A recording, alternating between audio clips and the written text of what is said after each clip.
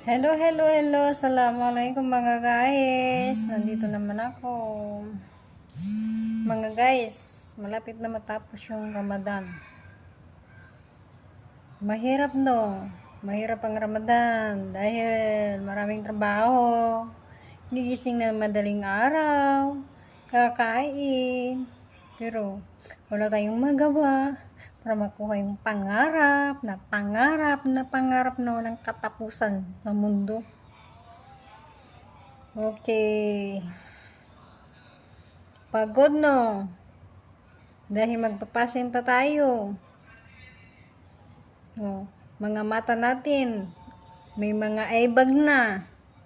Oh, mga ebag oh, malaki na mga ebag ng mga mata natin. Alam niyo ba? Sobrang hirap ng trabaho dito. Pero walang magawa.